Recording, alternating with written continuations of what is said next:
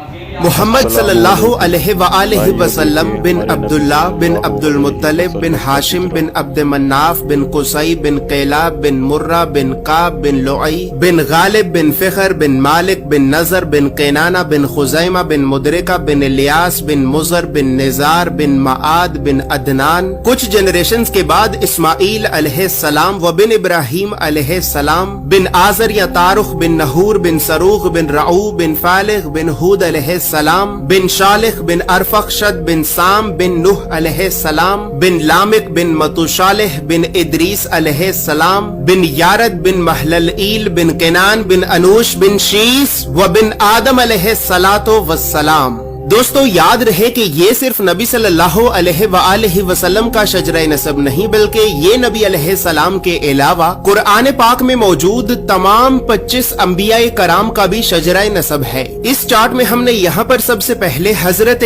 آدم علیہ السلام سے لے کر نبی صلی اللہ علیہ وآلہ وسلم تک تمام 25 انبیاء کرام کے ناموں کو ایک ترتیب کے ساتھ لکھا ہے اور پھر ہر نبی کا قرآن پاک میں کتنی مرتبہ نام لے کر ذکر کیا گیا ہے. ان تمام انبیاء کرام کو لوگوں کی ہدایت اور رہنمائی کرنے کے لیے جن علاقوں اور شہروں کی طرف بھیجا گیا تھا تو ہم نے اس چارٹ میں ان تمام علاقوں اور شہروں کے ناموں کو بھی لکھا ہے. اور سب سے خاص بات یہ ہے کہ یہاں پر ہم نے سبز رنگ سے نبیوں کے ناموں کو لکھا ہے اور سرخ رنگ سے رسولوں کے ناموں کو لکھا ہے تاکہ آپ کو بآسانی معلوم ہو سکے کہ ان 25 نبیوں میں سے نبی کون تھے اور رسول کون تھے. اس کے علاوہ اس چارٹ میں ہم نے اللہ رب العزت کے 99 صفاتی نام اور پھر ان ناموں کے نیچے ہم نے ڈیبیٹڈ پروفیٹس یعنی ان 10 نبیوں کے ناموں کو بھی لکھا ہے کہ جن 10 نبیوں کے نبی ہونے کے بارے میں تمام مسلمان علماء میں اختلاف پایا جاتا ہے کیونکہ ان 10 نبیوں کو قرآن پاک میں کہیں پر بھی نبی نہیں کہا گیا ہے. اس کے علاوہ چارٹ میں موجود سرخ رنگ 5 اولو العزم نبیوں کو ریپرزینٹ کرتا ہے جبکہ بلو کلر بنی اسرائیل کے نبیوں کو ریپرزینٹ کرتا ہے. اور اسی طرح 25 نبیوں میں سے 23 نبی ایسے بھی ہیں کہ جن کا ذکر قرآن کے علاوہ تورات زبور اور انجیل میں بھی موجود ہے.